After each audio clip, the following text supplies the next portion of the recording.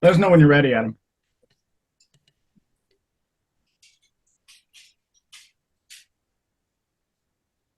All right, I'm back. Oh, great. Okay, cool. So, welcome back to Two Friends That Hate Adam, or whatever the hell this is called. I don't remember where we landed on that. Quite a Um, stretch that you consider each other friends, for one. Touche. Um, so, welcome back to Three Friends Who Hate Each Other. I am David, with me, as usual, Adam and Josh. Uh, the whole inspiration behind this process is that the enjoyment of our conversation that I've always had with my two friends, their views, their thoughts, the depth to which they approach every subject. And I've always enjoyed talking with them and bouncing off ideas and challenging one another. And I think also from the idea that we live further away and not always being able to enjoy that as much just because the distance. So this podcast sort of came about as a way to continue those conversations and continually engage with my friends, and a host of really good conversations and topics. So that leads directly into episode 4, entitled Religion and Science, Religion versus Science, maybe Religion with Science, as Josh has issues, and that's cool. Um, so we're going to kind of just jump right into it. The first thing that I wrote down in the notes, which I'm not going to stick to too strenuously, but for this I do want to, is defining these terms. We've talked a little bit about religion and what it is definitionally. I still kind of loosely follow, quote, a system of faith based on a god or gods pertaining to the supernatural phenomena, i.e., afterlife, spiritual realms, or the soul, etc. And I think that's helpful to sort of just think about it as we're talking about this. And then for science, generally defined as science is the pursuit and application of knowledge and understanding of the natural and social world following a systematic methodology based on evidence. Science can be thought of as both a body of knowledge, things we have already discovered, and a process of acquiring new knowledge through the scientific method. Another good sort of definition that I liked was a neutral, rigorous, systematic endeavor that builds and organizes knowledge in the form of testable explanations and predictions about the universe. So that's sort of at least for me, how I'm sort of approaching that when I think about the term science, what I mean. So, diving right in, one of the first questions that I thought was a good thing to start with was, generally speaking, when we're talking about science, we're talking about the prevailing scientific consensus of the experts. We tend to hear this word science thrown around all the time. And what does that actually mean outside of those definitions? It tends to be a consensus of those relevant experts on whatever subject matter that is referring to. But there's sort of this, I think, prevailing or emerging sort of movement by which it's calling that into question or doubting that. And so my question was sort of asking whether that the skepticism, the hesitation, the dismissal in some instances of either scientific consensus or scientific conclusion or what the body of science says or any given scientist, if that's valid or justified or good. One of the specific examples like I brought up was like anti-evolution or anti-vaccinations. So when Dr. Fauci gets up there and says, I've spent 70 years studying this, and they're like, no, I read something on Google, I know better. That is easily, I think, hopefully dismissed. But what about in general, the whole purview of this, of considering that people are sort of being more skeptical? Is that a good thing? Is that justified? Is it valid? Um, I think that kind of going along with the themes that we've been discussing about like religious fundamentalism versus wherever we're at now, or in this case, religion versus science, coming from that fundamentalist point of view. I think when people have a belief that's so ingrained into who they are, in this case, it'd be the biblical narrative, people thinking that God created the heavens and the earth in a certain amount of days, and these things were created, and these things, and these things. It's almost like ingrained into people that they have to object to scientific data in terms of evolutionary biology. I mean, because it, like I said, it goes against the core of their being. So if I trust these scientists who ultimately, quote unquote, they have an agenda to disregard Christianity, to get rid of it, to get God out of the picture. That's what they're doing. So that their science is fitting that narrative as opposed to actually seeking out the truth. And the truth is, of course, the biblical narrative. So I think they kind of, and I was in that position myself, like I kind of cornered myself into that I had to be skeptical of scientists because of what I previously believed. And it wasn't until probably one of the main authors that helped kind of shake that view was Francis Collins and Simeon, an actual friend that we all have together. He gave me a book called The Language of God by Francis Collins. And I read that, and that sort of was the beginning of the shift for me, where he's a Christian, but he's mapped the human genome with other scientists and talked about how evolution is true and this and that. So that was kind of the shift for me. But I think it's just a conflict in philosophy, biblical narrative versus what these atheist scientists are trying to put forth. I had a question on that real quick to push back on. Is that it almost sounds like you're saying, and both of you, please. And I think I've seen and read some of this, but so specifically when we're talking about like a religious camp on this issue, they have this inherent bias that they sort of have their pre-conclusions. And so they almost are assuming that the other party camp has that too, right? So like I am a biblical literalist, or I believe in God and Jesus. And so that's the perspective, the lens by which I enter into all of existence, and you don't. So that lens must be coloring or perverting this as well. And so it almost gets into this like either or sort of dynamic of like, well, you have it too. So mine isn't bad because you're just as like flawed in your perspective, because that non-religious, presumed atheistic, materialist perspective is coloring everything that you're seeing. And that's why you see it this way versus my lens, I see it differently. Is that kind of like, it sounded like that was almost what you're saying? Yeah, I think there is definitely that aspect, either or, because but I think the big problem is too that a majority of, I don't know, I can't speak for the world's population, but maybe just the population in the U.S., because there is such a strong evangelical fundamentalist population that I just had my mind just went blank. Sorry, guys, I woke up a few. Is that oh my gosh, Adam, cut in for me, will you? Okay. How about I kind of like talk about maybe a little bit of sort of like the conflict of the two camps, in terms of like you guys are talking about like what is the motivation of camp A and camp B when they're releasing some kind of study or response to said study. Mm-hmm. I think about like so I went to a Christian high school where literally our science books were attempts to like refute concepts of evolution.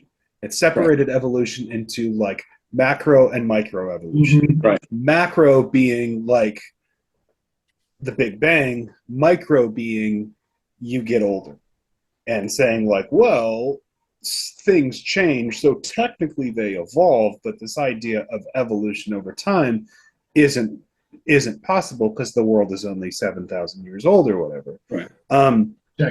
And so there was always kind of this, I think that there was this perception that the theory of evolution and its like prevalence in being taught, at least in public schools, was like a direct attempt or attack on said organized faith that did not accept evolution as right. being true or being evident.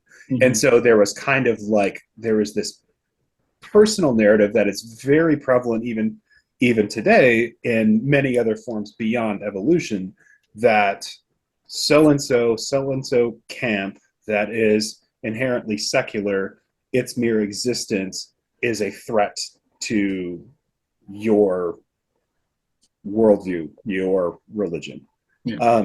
And so I kind of think that any and I sort of think that it can only be that type of animus can only exist when there is organized collection of um, uh, people of faith. So for me, I've always kind of separated this idea of religion and faith, because like faith is something that I have, and it's based on in part religious upbringing, what I've found helpful and valuable, and for me makes a lot of sense.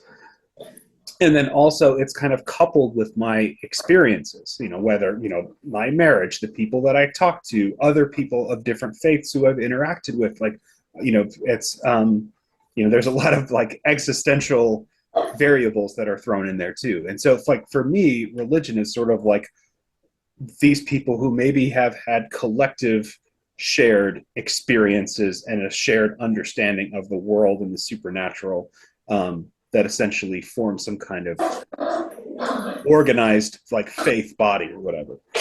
Now, I think that what can be problematic about said collective of of people of faith, a religion, is the sense that it's accepting some kind of religion as an established truth, and beyond that, there needs to be no more evaluation, like reevaluation, in how we discern what is or what isn't true. And so I kind of think of this isn't something that has just happened since the theory of evolution has existed.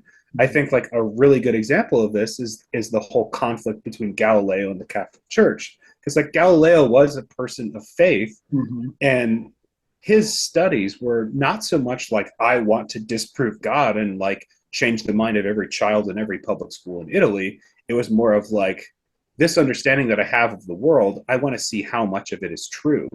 I want to see, if God created the world, I want to understand how he did it. If he set all the planets in alignment, I want to see how he did it and how that stuff works. So for him, it was kind of like the details of understanding what is in the Bible, how much of this is compatible with what we can see in the natural world. And obviously, a lot of people are familiar with the story, but essentially he was excommunicated, not because the Catholic Church um, took his findings seriously at all. It was just because what had commonly been accepted within their religious framework and was kind of established truth for them. Anything that would call that into question would ultimately lead to sort of like opening up this Pandora box of all these people who are kind of entrusting us with interpreting and teaching them about this. If we're getting this stuff wrong, they're never going to believe us. So regardless of whether this is true or not, we're just going to say that we're going to follow tradition as opposed to truth. And so that way we can still hang on to our influence and still maintain the trust of the people, whether or not that kind of trust was valid or worthy. And so I think that in coming into this question of like, is the questioning of expertise valid or not? Like, well, yeah, because science teaches you to question. And that's why there's constant reevaluations of the same thing. I mean, like if you read a timeline of scientists' perception of dairy in the diet, depending on what you read, and of course, like popular trends also help influence what gets a lot of publicity and what gets a lot of like funding for study. I mean, like there's been a lot of like waffling back and forth about like, oh, should we have milk? Is it like the cornerstone of should it be the cornerstone of our diet, or should we eliminate it altogether? It's not to say that like one of those things is valid and the other ones are trash, but it's just kind of like in the last 20 years, here's an example of how science is constantly reevaluating some of the same things based on what new information comes out. And I think that where religion is concerned, it's kind of the assumption that we have this figured out. What we need to do is not necessarily continue to reevaluate our lives or reevaluate what we understand, but basically be fed new kind of information, think about that, and we're supposed to go back home and implement that. There's never a reevaluation of like, oh, actually, I got this wrong. When has anyone, all three of us have spent a lot of time in church. And when have we ever heard a pastor say, when I was reading this or I was preaching about this topic, I didn't actually know about this thing that really kind of changes my whole understanding of this scripture. Right. And I mean, that's not something that happens because I think that organized religion in and of itself doesn't really challenge its members or its participants to reevaluate over and over and over again. I think, and again, maybe this is something that's kind of more of an American ideal where because we have such a consumer type of mentality, it's like, okay, I've got it, it's organized, it's implemented into my life, just like the gadgets I have in my home, just like the American dream of like expectation of when I can retire and what my life and family are going to look like. It's just like some other implemented thing in our existence. And so I think that the piece of like reevaluating, it's like this, in terms of religion, it's kind of like I figured it out. I prayed the sinner's prayer. I'm good. I'm golden. And I'm going to keep going to church because, it's good. It's uplifting. It's entertaining. I like the music or something like that.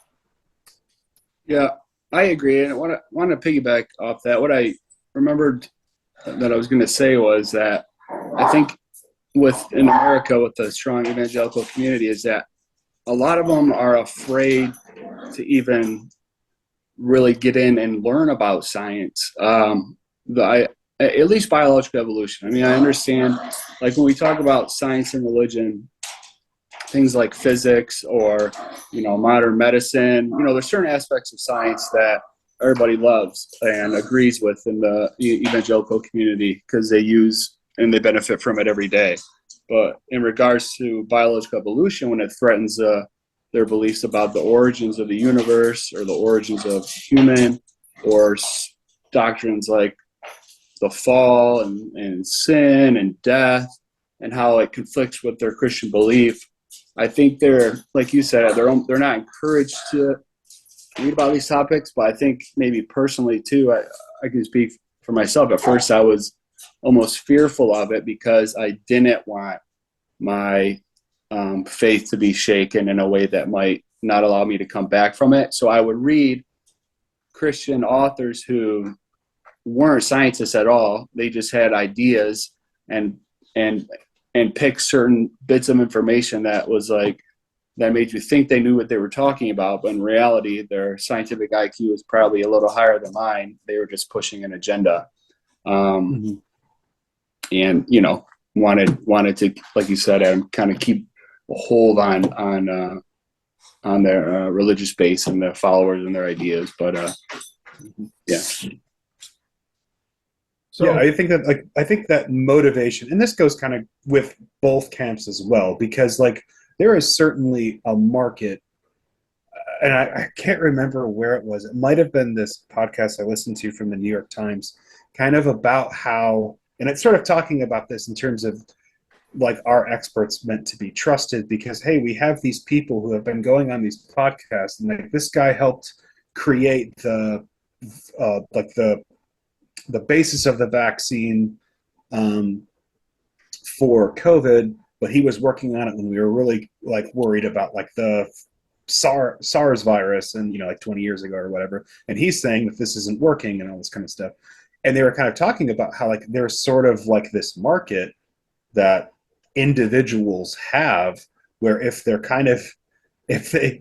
they can kind of get into the skeptic market, and whether that could be the skeptic for, neo-atheism or anti-vaccines or whatever it can be, like there's kind of a market and an audience for that to not necessarily like bring clarity to some kind of issue, but really kind of reaffirm a person's beliefs, whether they're valid or not. So I kind of think that like it's based on our sort of like skepticism of like church because of how cynical we can all be to like that experience that we had in growing up and reevaluating that as adults. It's also kind of something that it's also something that happens on the other side as well. I mean, like, I remember when we were in college how popular Christopher Hitchens was, and it's not because that he was like a trained scientist at all. I mean, he's a really good journalist, a really good writer, but I mean, like, he was kind of known for like dunking on creationists or people that were religious or whatever. And he was really funny and he was irreverent, but like he was also like playing to his own choir. Like he wasn't gaining Christian fans and converting them. If anything else, he was probably like driving them away, but he was playing to like a group of atheists who already had those kind of views and saw what he was doing as kind of like entertaining and funny. So I mean, it's kind of like the same thing on both sides. So for me, it's really kind of questioning like the motivation behind, okay, like this study, this statement, this book or whatever, like what is your motivation behind it? Or like when you were researching this, what was your motivation behind it? Because there are there are archaeologists that are excavating different sites in and around Jerusalem or Egypt, and they're essentially wanting to find out more information or validity or disprove something that is a claimed historical event in the Bible. And for them, they don't really have like an axe to grind. It's more of like, well, let's see if this is actually, true or not. There's some circumstantial evidence that, hey, maybe this could have happened. We could shine some light on it and stuff. So I think for me, like motivation is really kind of the key. The motivation of the person, the individual, or the statement. So, okay, perfect on that. Because then while you guys are saying this, I'm molding two different questions I want to ask together in a way.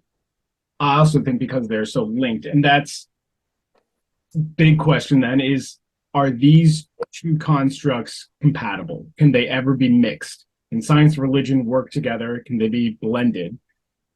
And then I think the more important question to that, which is just what you were touching on, is I think we would have to ask, what are the goals of these two? What is the goal of science? What is the goal of religion? Because I think in answering that, we'd have a better idea of, are they compatible?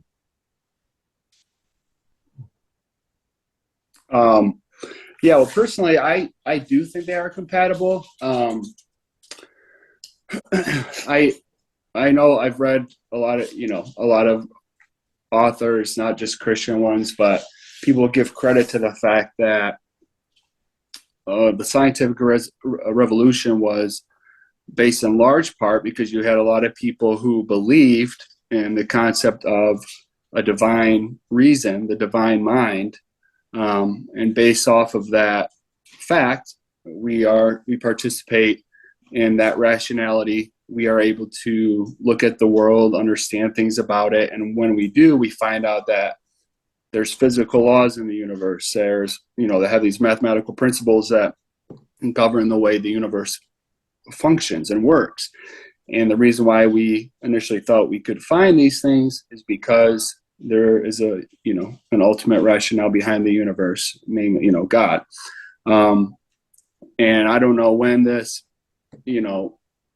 I think recently with like the whole new atheist thing that was real popular about 20 years ago with Christopher Hitchens. And what is happening with your thumb? Oh, am I in front of the camera? It's all set. Get like a actual camera up here instead of my iPad because the iPad camera is not. Oh, okay. I was like, what is no, the camera's fine. We can see you clearly, except when you put your big fat thumb in front of the camera. Oh, like that? Yes. My bad. Anyways, new atheists. So the conflict between new atheists and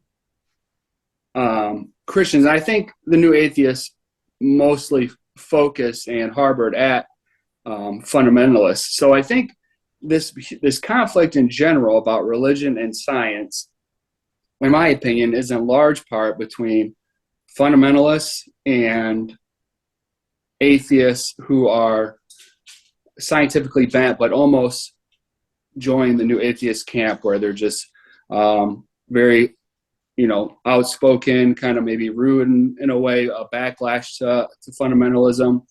And I think if we step back, like Orthodox Church, the Catholic Church, I don't know how long, but mainline Protestants, these are all groups of Christians who have accepted the theory of evolution. They've accepted scientific study wherever it leads, wherever it takes us. And so I think the goal of religion in light of science is not just understanding what we can about the universe and how the reality works, but understanding who God is and what, if there is this divine mind behind everything, what God is like as well, what that might be like. And it might disrupt some preconceived ideas of, religious people, mainly the monotheist religions, Judaism, Christianity, and Islam, and maybe some sects of Hinduism. But I think it is definitely possible to allow for a concept of there to be a mind in the universe, and also just study every aspect of the world and how it functions. I personally, I don't really see a conflict between the two, but that's just me. Yeah, I think for the most part, I agree with Josh on that. I think that, my faith is a combination of like my experiences that I kind of come to a conclusion in certain instances that are inexplicable, that they have to have some kind of connection to the divine or some kind of force, I guess, if you would. And so for me, I think science is a way to understand the natural world and how that force of nature can impact me. And I was thinking that there was a book called like The God of the Gaps, in terms of like talking about that concept of sort of like science and evolution explain all the natural world and kind of like the gaps whereby there isn't some kind of scientific explanation for. That's kind of like where that force or where God would like kind of step in. And in fact, there is a book called The God of the Gaps, but it is like not about that at all. It's kind of about like Christian dating or something like that. So not at all like what I was going for. I was like, oh, that might be a good book to read. And it's like, no, I'm not going to be reading that one. That's awesome. That's God in the gaps. That's right. That's right. It's talking about creating space so there's not too much insincere heavy petting. But no, in terms of like science and religion, I mean, I think that they can coexist to a certain point, as long as it's kind of being used. Well, I would say they can coexist so long as science is being used to help refine someone's religious belief. Because a lot of times, I mean, like the concept of religion is the understanding of, or this separation between some kind of divine force and physical mortal beings, right? And so that's like a huge line of question and themes and issues that can spring up. And so I think that science is a great tool to help refine those religious beliefs. Because if there is something that is 100% proven can't or did not happen, that shouldn't be something that people should continue to believe. And I remember seeing like a really cool, it was like an ABC documentary special where they were kind of talking about certain Bible stories and archaeological proof or evidence that helps support some components of that narrative. And they were talking about the flood. And the guy who they had talking about is the marine biologist Robert Ballard, who found the Titanic and Bismarck and like all these different, he's like the most famous scientist within that realm. And he was talking about it, and he was saying like, yeah, there's a lot of evidence that there was a very massive flood thousands of years ago in like this part of Mesopotamia. Now, there's no conceivable way that the earth was ever flooded, the entire earth, everywhere from, North America to Australia. It can't happen. But you think of the person who is writing that account, Mhm. and their concept of what the world meant Yeah. would only have been Mesopotamian. And and so they have a very limited understanding of what their natural world was and the rules by which all physical force had to kind of abide by. And so for them, had this story happened, or, was it a firsthand account, like all those kind of questions. But in the sense of a massive flood that took place in this part of the world, oh, yeah, it was actually possible. But when we take this account that's purely allegorical and nitpick it and talk and hold that up to be some kind of scientific documented historical event that is irrefutable, and you take that account to mean on like a global scale, you're not like you're simply like nitpicking a piece and applying it where it doesn't belong. Mhm. And yet I feel like because of this fear that your religion can't be reevaluated, because a reevaluation of religious interpretation would also call validity into question, that there's a lot of animus towards that. So in attacking or disregarding like the expert, as you say, when you're not using science to help inform your religious beliefs or your faith, I wonder if you have some kind of faith that is giving you comfort, or are you more comfortable in choosing to be ignorant? Can you give me an example, either one of you, but I'm asking this mostly to Adam because you just said it, of an example of when or how or where, what the subject is of science being used to inform a piece of faith? Or I think you kind of were more using faith than religion in your distinction of the two. But like, yeah, what would that look like of finding science and saying this will help inform or maybe adjust my view? You're talking about like the some kind of like scientific revelation and its impact on my religious upbringing or my personal faith. Yeah, but it doesn't even have to be yours specifically. Mm-hmm. Just I feel like one of the things you're saying is that like, so these two things are compatible, and one of the ways that they can be compatible when they're not clashing is when we understand that this science can be used as a tool to help inform or articulate or enlighten and maybe sort of reimagine in a way aspects or orientations of my faith. Mm-hmm. And that's why they're not necessarily clashing, because I can use this to aid this. Mm-hmm. And I'm like, okay, well, what would be like an example of that?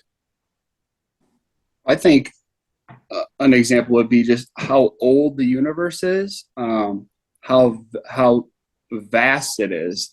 Like when you think about, when I think the Big Bang happened like 14 billion years ago or some. What is it? 26 billion. They just 26, but and it's it's twice. all right. 14, 26 billion, like these huge numbers, and then how vast the universe itself is. Like when you just try to think of any being that's responsible for that, just like the magnitude and the vastness of how big God would have to be. I mean, because when you talk about in our finite minds, when we talk about concepts of like eternal and infinite, and like God being the ground of being and things like that, like when you put it in a scientific perspective of how vast the universe is, how old it is, it's actually pretty mind-boggling, and it at least takes off the naive lenses, I think, maybe that people have of, and that they did have, about maybe the Earth being the center of the universe. The universe isn't that big, but people thought the Earth was flat. Some people still think the Earth is flat, and that there was a nice little cozy universe that people inhabited. and God was just sort of like around it. You know what I mean? And, even when people still today like pray or worship, you like look up into heavens thinking God's like all around you or just past the clouds, but how just how huge the universe is, it'd be a completely different concept or way of viewing reality. And I think the same goes with how life was formed, which is also kind of a mystery of how matter turned into inorganic matter, and then to organic matter, and then to consciousness, which is, and I'm not trying to put forth the God of the gaps theory with that, but it's a mystery, whatever way you look at it, scientifically or not. So I just think it makes people from a religious tradition really have to continuously evaluate what it would mean for God to exist and how that creator might be, and how he interacts with the world. And it does take a lot of thinking and reading, and because if you're coming from upbringings like we were, where it was very neat and tidy, and everything was mapped out for you, a nice little worldview, and then when you add science into the equation, it does make you have to, I want to say mental, not mental backbends, but you really have to just open your mind up to what reality is, as opposed to what you wanted it to be or what you were taught your whole life. So it almost puts religious people at a disadvantage, because if you grew up just in a scientific home and all these things were sort of the norm to you, I don't think you'd have to do as much. Like for people who become maybe religious later on in life, they wouldn't have to change their views as much or be informed by science at all, because their whole formation was science. And if they became religious later on in life, it would just sort of fit the mold. But I don't know. Adam, What do you think? So,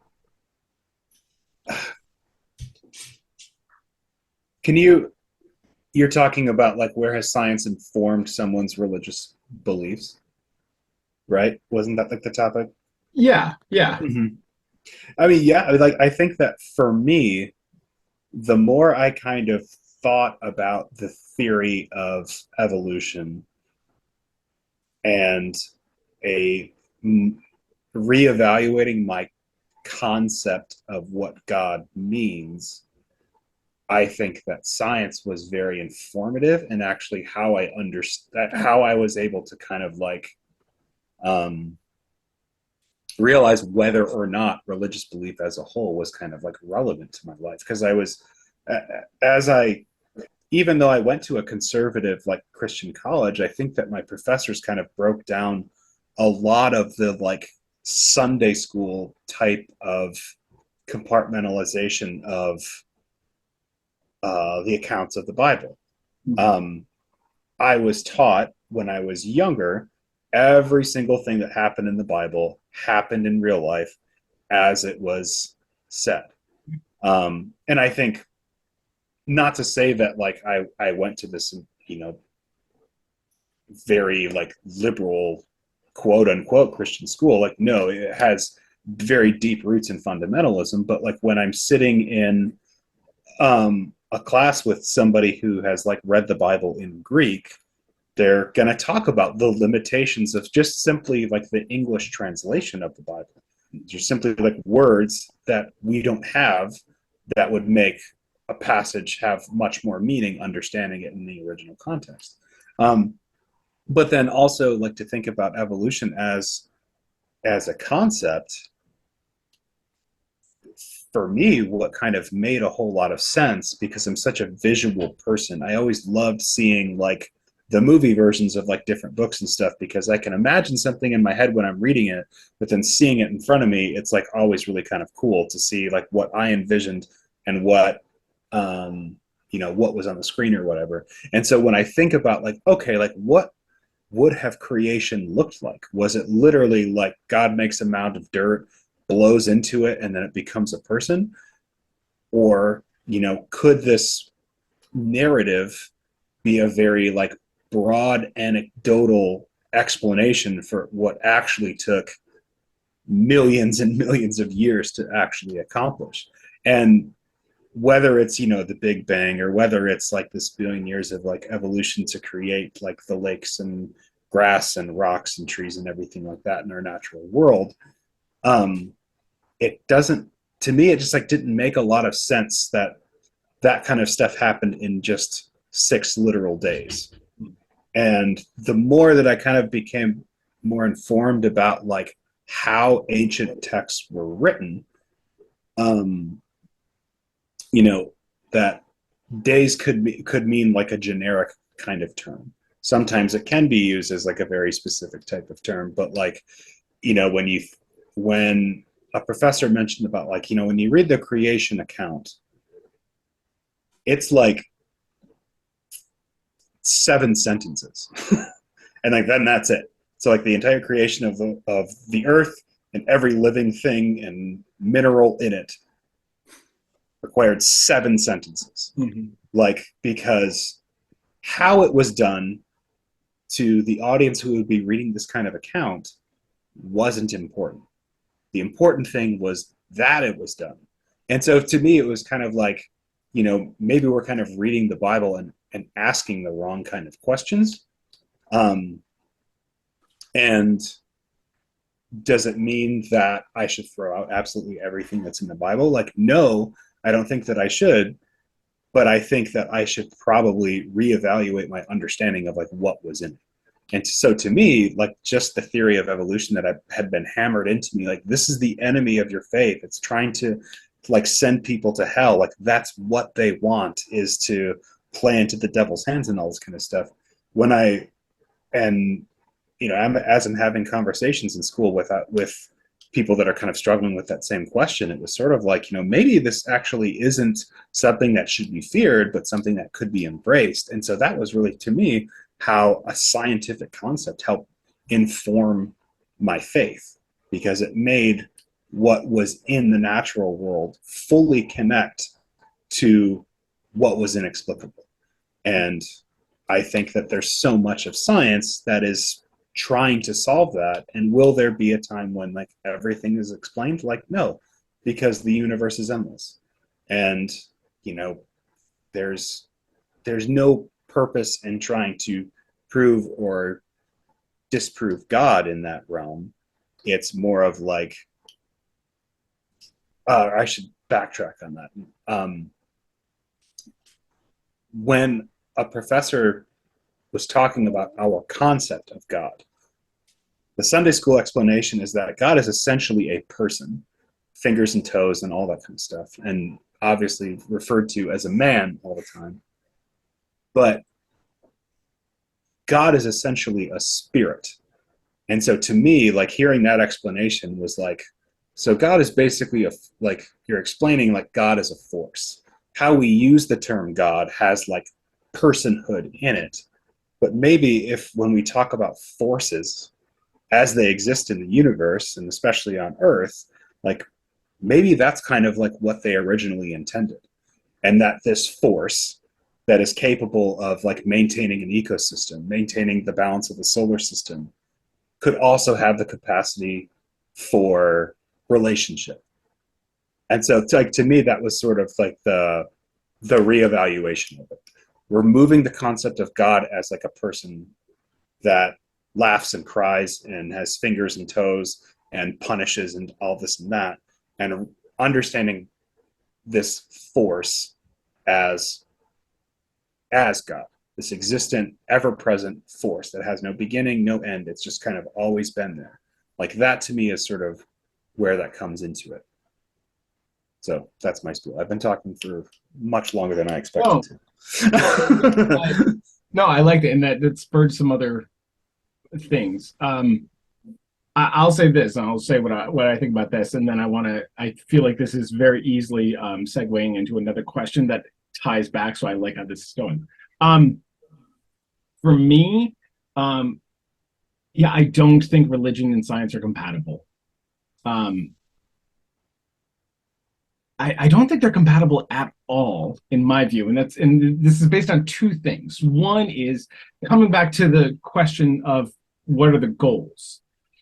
And I think Adam, very early on in this, you kind of, I feel like, hit it on the head with the Galileo thing, which is religion. And I do understand that there's this.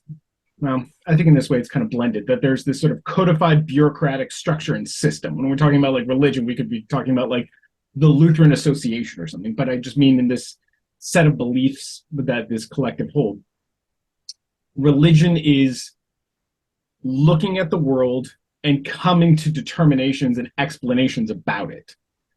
And sort of the way you talked about it early on was that like sort of the extent of religious knowledge is already done and complete, because it's sort of like, well, God did it and we know how, and it's these things. And there can't be like unresolved or unknown questions. We can't be like, yeah, I don't know about this, because what are you talking about? Like, God did that. Like, we, even if we don't know exactly how, we understand that this is also sort of fitting into the God's plan. And so even if we don't know what it is, this is already sort of mapped out. And that religion's view is sort of that nothing falls outside of this purview, and everything that we can see and know and experience can be explained in it. Science is sort of saying, similar to one of the definitions I gave earlier, is like, we have a set of knowledge so far, but we're adding to this all the time. And we could get stuff that we're like, oh shit, this up to ends that. And so now we're going to redefine that. And so as we continuously add more, we're strengthening this body, but then it could also be changed according to what we get. And so it's sort of always looking for more to add more. And so those two goals, I feel like, are not really compatible. It's not to say that they're always clashing, but at the very least, they run like a parallel course to one another. And the second thing why I would say that I don't think they're compatible is almost simply definitionally. Science deals with, as Adam, you were kind of just talking about, the natural world. So everything that is within the natural world, natural phenomena, it deals with. Religion, for me, is dealing with the supernatural world, that which is beyond the natural. I understand that there's components and structures within that they would say this, but sort of like when we're talking about like Noah's Ark and the Great Flood, we're saying, well, this is religion. That's religion doing science, right? One of the things that the two sort of analogies I thought about to talk about this, one was Schrodinger's uncertainty principle, which is that you cannot know the velocity of any given thing and also know that its general position. And that once you know one, you cannot know the other. And the reason you cannot know the other is because of quantum mechanics, and that we're engaged in this, that you alter one. So the minute you know one thing, you've changed the other. And in my mind, like, if religion has some precept, let's say, the minute it can be known and quantified in some sort of scientific element, it ceases to be that. It's now natural. Mm-hmm. So, for example, like, how are the stars in the sky? Well, God's holding them up there. And then as soon as we know, well, actually, that's not what they are. It's gravitational bodies in space, etc. It's now become the realm of science. It's now natural. We understand it. And so, like, there's nothing that really straddles the fence as both.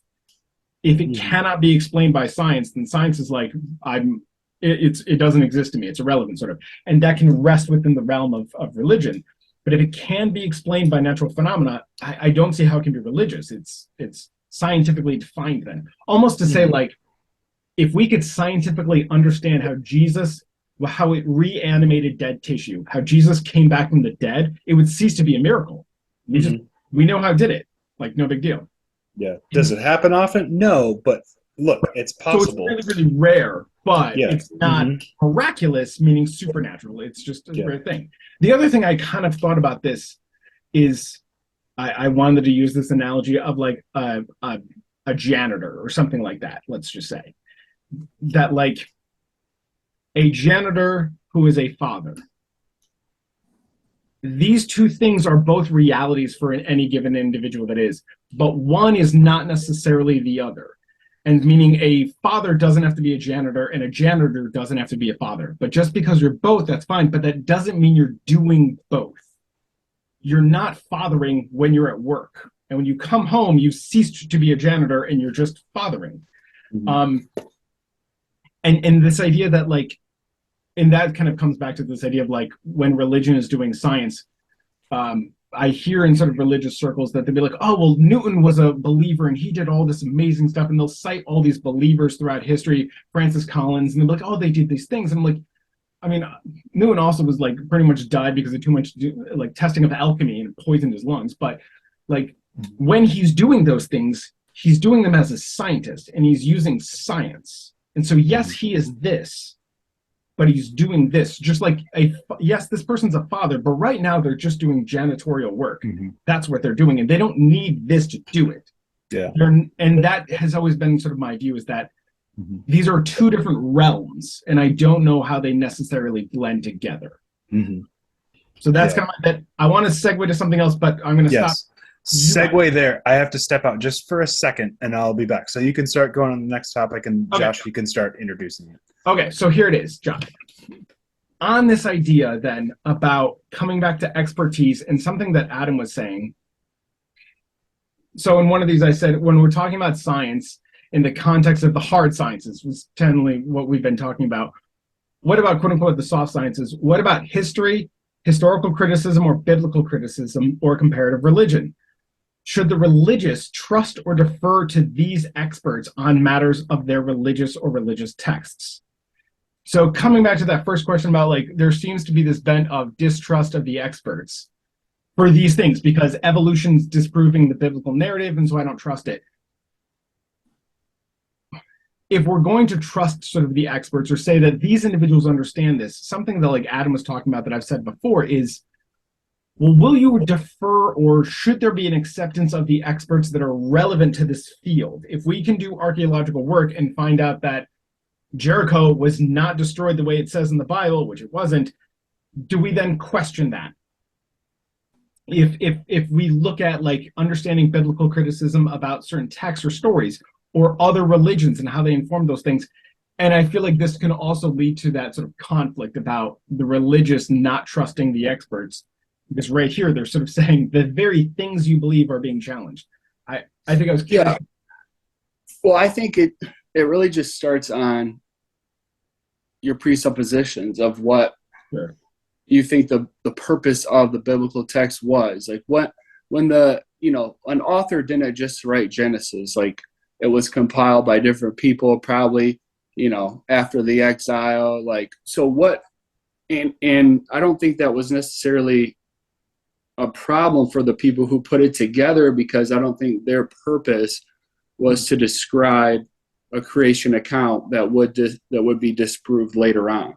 So I definitely think religious, and again, I think when we say religious, I think it's just fundamentalists who take their scriptures as being historical truth and every part of it being historical events.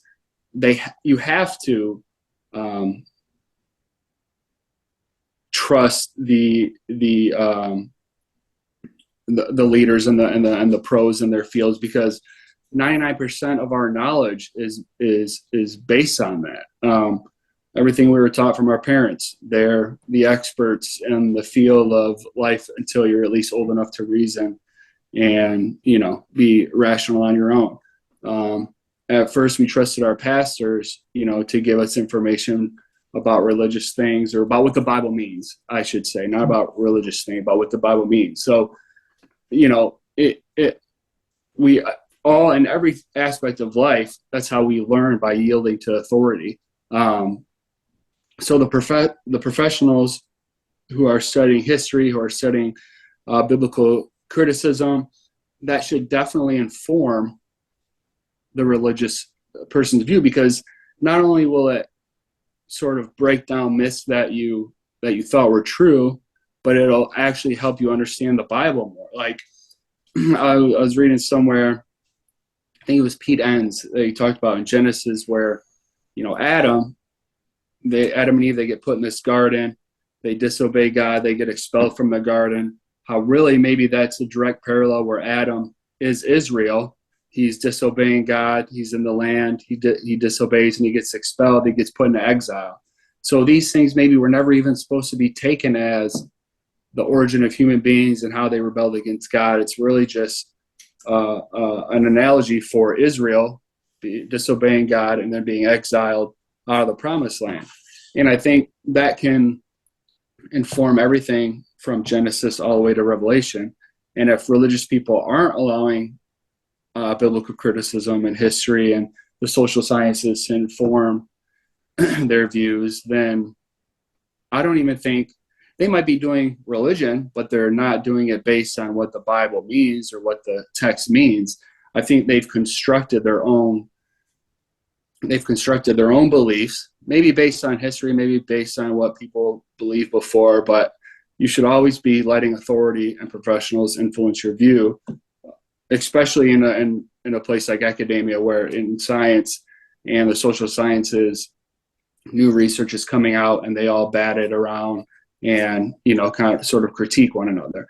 And that's the best way to attain knowledge that people know of, in social sciences and natural sciences. What were you saying about the clashing? And I kind of agree. Like, I guess religion and science aren't necessarily compatible in that regard. I guess I meant more like there's no clash. Like, there's no difference between an atheist scientist doing science and a theist scientist doing science. They're both doing the same thing. One might just say, wow, like this is a creation, not in the terms of like a biblical narrative creation, but there is a mind, a ground of being behind this reality.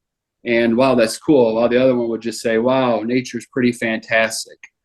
So, I mean, I get they're both doing the same thing. One is just has one more, not one more, one just has like a philosophical difference to the origin of those abilities. And, obviously we could get into things about like epistemic issues of how people know what they're doing if there is no God, and trusting our minds in a atheistic naturalist realm, or I was listening to this one podcast where I forgot what his name was. He's more of an agnostic. Joe Rogan. His whole thing, what's that? Joe Rogan. Yeah, big fan. Yeah. So and he was saying that from an evolutionary standpoint, humans, in a way, I mean, yeah, here we are, so we can't say anything different. But from his standpoint, he was just saying it would have made more sense for other mechanisms, because evolution and mutation and adaptation would be more beneficial if it was just like bacteria that evolved. They're mechanistic, they have a great survival, they replicate their DNA, and that would make sense if it was, bacteria was like the highest thing. But the fact that humans evolved the way we are, yeah, we can know more about the world or think we know about the world. But in terms of replicating our DNA and surviving, here we are now, but it wasn't like the most efficient thing evolution could have done, sort of thing. So I just think there's like a lot of different nuances and things that we can't know or don't know yet. I'm not saying that's God, and I am saying that we should still trust science to lead us in that direction. But I don't know. I just don't. I think the main difference is just what you think philosophically about the universe, and I think most of the problems are with fundamentalist religion, because there's so many religious people that do take academic things serious, natural sciences and social sciences, and are in complete line with the status quo. I think fundamentalism has done so much to negatively influence our culture and our learning, and these culture wars of scientific culture wars, that it's definitely a phenomenon that's not unique. That's unique to the rest of the world. So it's hard to kind of navigate that. Yeah. I mean, so one of the things, and Adam, so is this question about like coming back to the first thing about if we're going to trust experts or just the expertise in general. would that apply to some of these softer sciences like history, biblical criticism, historical criticism, comparative religion? Because the argument we can make, or that I'm almost making, is like, well, evolution has nothing to do with the Bible. That's your misinterpretation of these things, right? And so those two things are separate. But then these fields are literally sort of walking into the religious realm itself and saying, like I said, like, well, this didn't happen. Like, that wasn't there. Like, yeah, there was no garden. Like, they're picking up the very fabric of this text, any given text, any religious text, and dealing and sort of upending things.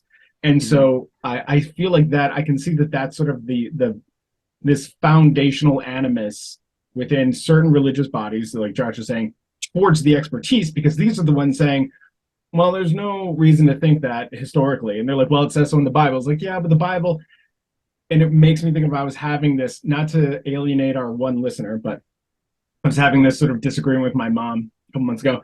And I basically said to the fact of like, you're not qualified to interpret the Bible, because we're having this biblical discussion and she's saying, well, this says in the Bible. And it's kind of like, you're not qualified to say that though. Like, you have no understanding of this thing. And like Adam, you were saying, like, do you read Greek? Can you understand Aramaic? Like, do you like all of the total complexity that goes into these things, which I certainly am not an expert in any way, about the cultural, or when they say this word in Greek, which you don't even know, but like that word is a response to sort of the social political conflicts that were going on at the time. So it doesn't mean what we think it means, and meant that. And all this nuance, and sort of saying like, I can understand how people are like, well, then I don't like the experts then. If you're telling me that like I'm reading this book and it's what I'm hearing it say didn't really happen, or didn't happen that way, and other ones are saying that I can't even understand it properly, I don't like them. And yeah, I get that. I won't say who. I won't say who, but I was talking to one of my family members, and the paraphrase, they said, you can read too much and sort of outsmart yourself. You know, you think you get too smart for the Bible or for the Christian faith. And I was just like so dumbfounded. I'm like, what are you talking about? Like, this is people trying to take that stuff seriously. Like, yeah, getting down to what the text means, and a search for truth, like trying to outsmart, be too smart for the Bible, the Christian faith. Like, that just seems so, and that's that, I guess, maybe, conflict you're talking about, or like distrust that people have, that I don't know. I guess it boils down to, I don't know why people don't. And because that statement in itself summed it up for me, and it just popped in my head and it left me dumbfounded. Like, but it's a search for truth. You know what I mean? Like, that's like the homespun wisdom. I'm sure I heard that exact same thing growing up. Like, yeah, right. Yeah. Well, yeah, and I mean, then to me, like, that's what I think is so incredibly concerning. Not so much about like faith as a whole, but I mean the concept of like organized religion. It's like these collectively held beliefs, and once there are people who are skeptical or dissenting in some kind of groupthink, suddenly like they're the enemy, or like, oh, you think you're better than this, or you're too smart and everybody else is just dumb. And it's just like, no, I found something that actually changed my perspective on something, and I want to share it with other people. Right. And the animus in which it's met with is just like further confirmation of like, you just rather have things organized than have them make sense. Mm-hmm. And I remember being told in high school, which was a very conservative Pentecostal Christian school, that like, oh shoot, I just lost my train of thought. Oh yeah, it's like, you don't want to go and become a theologian because all theologians end up being agnostic. And it's kind of like, well, then what does that say about this? Mm-hmm. That like the people who become experts in this field end up doubting the validity of like this, literal held belief. Like, that to me doesn't bode very well for organized religion. If the more informed you become, the less convinced you are. Like, right. I'm sorry, like there's a real problem in this line of thinking. Yeah, I mean, Satan got to him. That's ultimately what it was. there was too many demons, not enough angels surrounding this person because you didn't pray for them. Yeah. That's discouraging. That's discouraging to think too, though, how many maybe, brilliant minds may or may not have been born in fundamentalist families, but were discouraged to take scientific paths because they thought that they had to either choose their religion or their science. You know what I mean? I think that's why I try to believe, and I think that there shouldn't be a conflict, even if there is a conflict, live as though there isn't, because I think you can still believe in the divine and do science, and I just don't think the dichotomy should be made where you have to choose one or the other. Like, you either have to be a materialist scientist or some form of religious person, and I don't know. I don't think that's.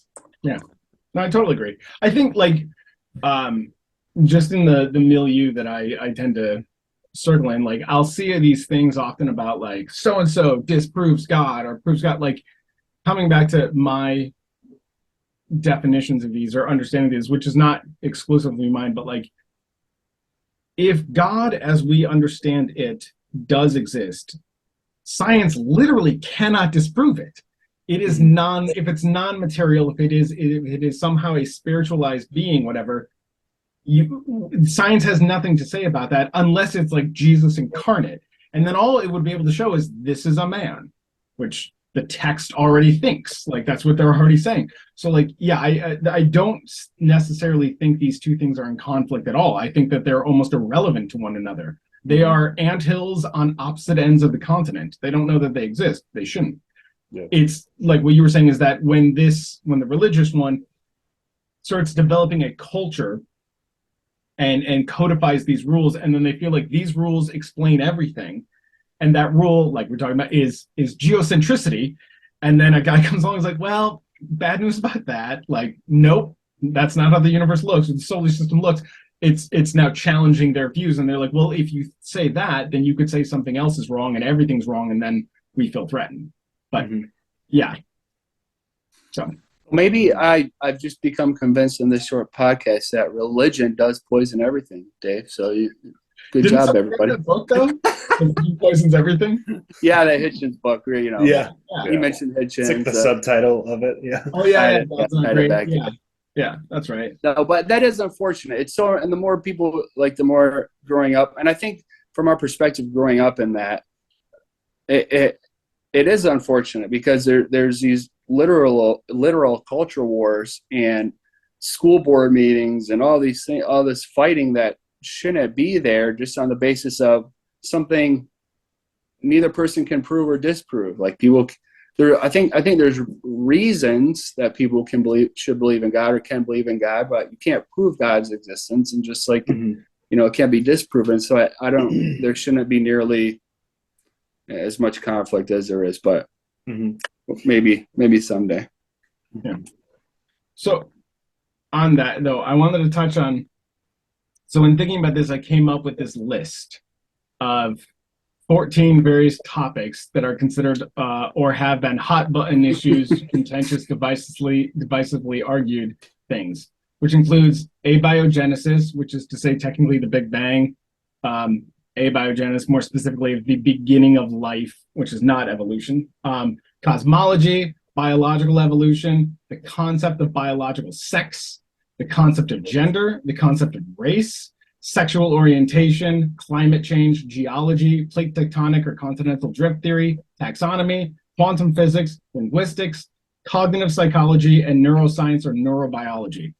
All of these fields at various points there has been something within it that has been clashed, and religious groups or religion has felt threatened by and has sort of like gone on the offensive and attacked and said that's wrong.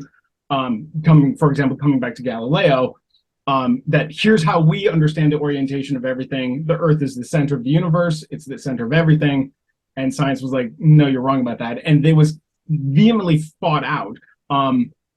Coming back to something that Adam said about like Galileo, who was excommunicated from some of the writings that come across, is that the The specific reason for that was the church wanted to kill Galileo, and they felt like, well, we can't kill one of our own, so we'll excommunicate him for the purposes of assassinating him.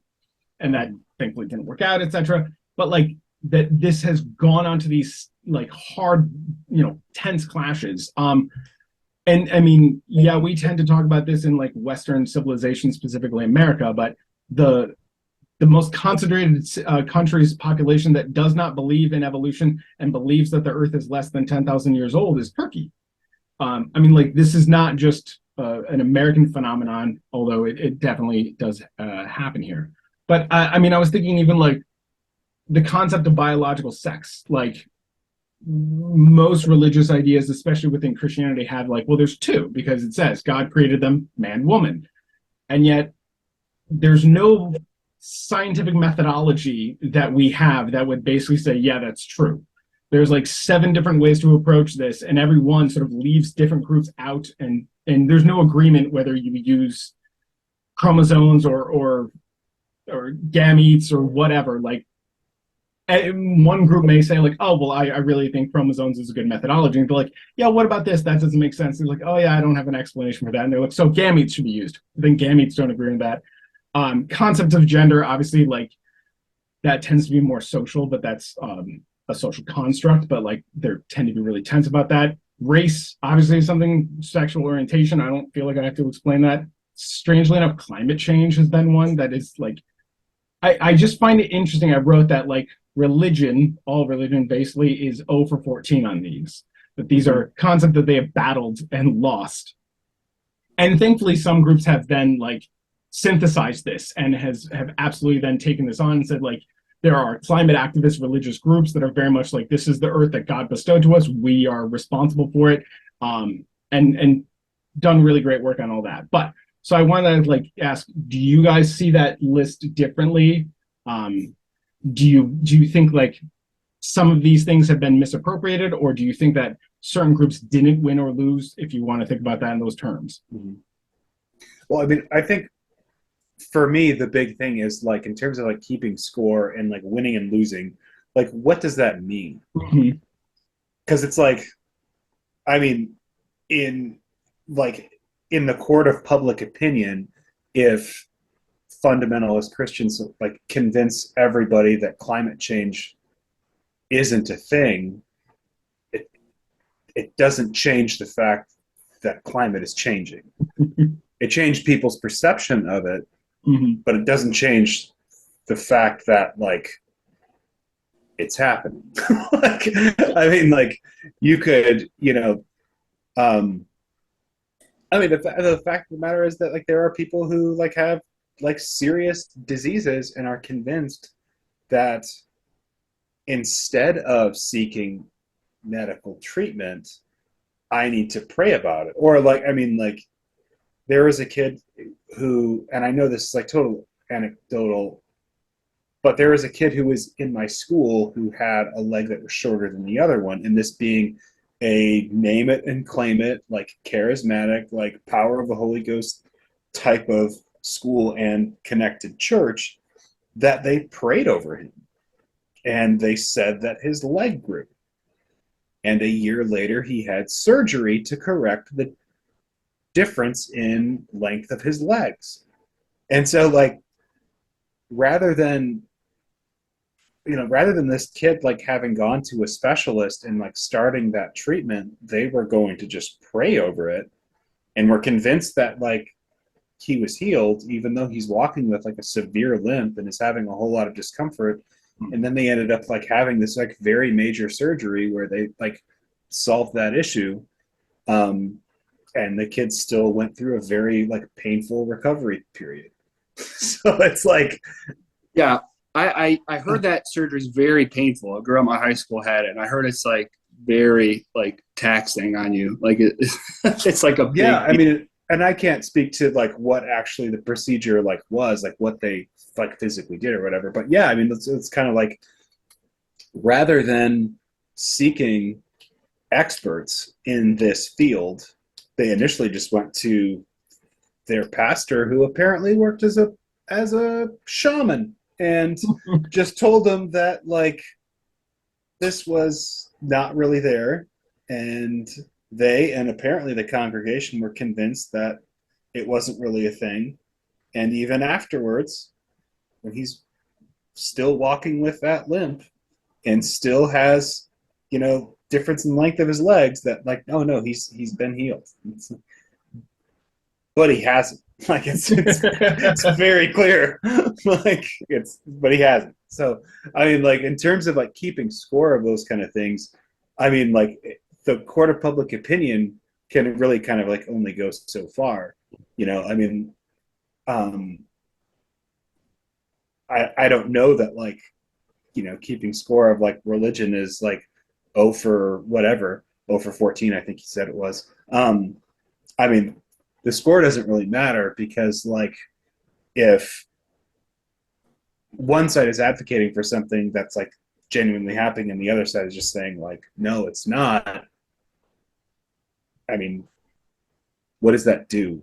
What is that, like where does that get us kind of thing? In terms of like gender and sexuality and stuff like that, I mean, like if one group of people is advocating for something and you're like, oh no, like for the issue of sexuality, like, oh, if there's like same-sex attraction or somebody's bisexual or they're questioning their gender, they need to be converted of that. We need to send them to a camp where they need to realize like, no, you were born this way and you should act this way, you should find these people attractive, and so on and so forth. It's like those already exist, and many experts are saying how they aren't beneficial, but so long as people believe in their beneficiality, that's not going to make them go away. As long as people believe that just like beating the shit out of your kids is the best way to train them, that's going to keep happening. Like there's no way around it. I mean, so like it's all you can do is just kind of hope and pray and of course like be informed and read up on issues. And ultimately, like when you're reading up on these issues, you're essentially seeking out someone's expertise that level of which you don't possess. Mm-hmm. When I'm reading something, and this obviously happens very frequently, when I'm reading a history book, it's not because I know more than the person that wrote it. And same thing with like any other kind of issues, like whether it's linguistics or gender studies or climate change or whatever, I'm seeking out something to which I don't possess a level of expertise. And in order to be informed, I have to have some kind of trust that research and work has been done with fidelity to the truth and a search for understanding more about the topic in which they're trying to talk about. Yeah. And I'm just realizing my computer is just about to die. So, and when it dies, I will be gone because I don't have my charger with me. So I'm sorry. I just wanted to say about those, like, I think it's definitely a religious issue, but it's also like a political line that people have drawn under these topics. And maybe those political lines are religiously informed or not.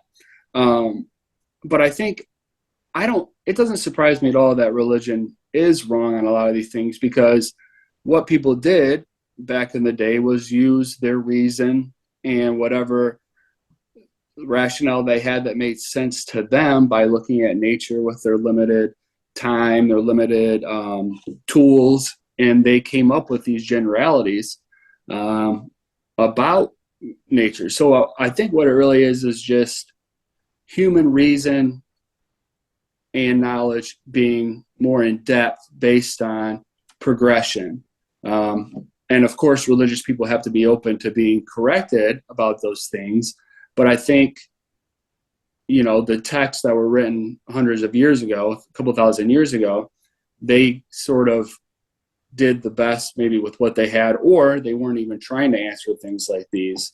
But I think the challenge is to get religious people to understand that it's okay to trust authority, trust the scientists to inform what nature is like, as opposed to what people thought it was hundreds of years ago based off the tools and their limited understanding. could only form then. You know what I mean? I don't think they really had much choice and to only look at nature or themselves and think men are more aggressive and they seem to be fighting each other more.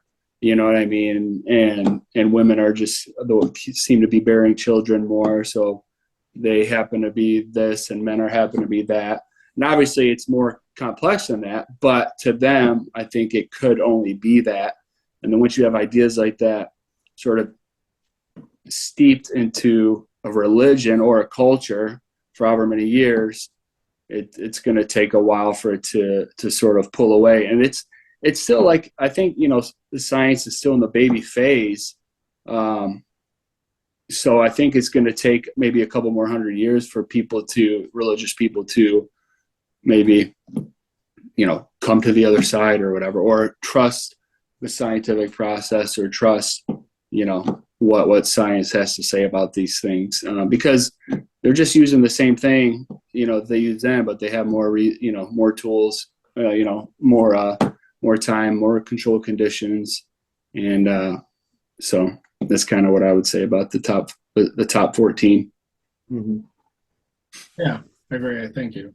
My take, I think it was just that it stems, I think, from, I don't know, for lack of, like, a heuristic, for lack of a better word, to understand and it makes sense of the world that then kind of becomes handcuffing. It handcuffs, limits you, and then you see these clashes. You're like, no, that doesn't, agree, and so it must be confronted in some way. So yeah. Okay. Well, anyways, on that note, I think that was really good. I think well said by both of you. I think that's probably a good place to leave it. But there's, I think, a lot of other elements that we could unpack later on with other topics. So we may revisit some of this. But for the listener out there, thank you. Hope you guys enjoyed. If you have questions, criticisms, what have you, you can always reach out at the number 3friendswhohateeachother@gmail.com. Thanks for listening.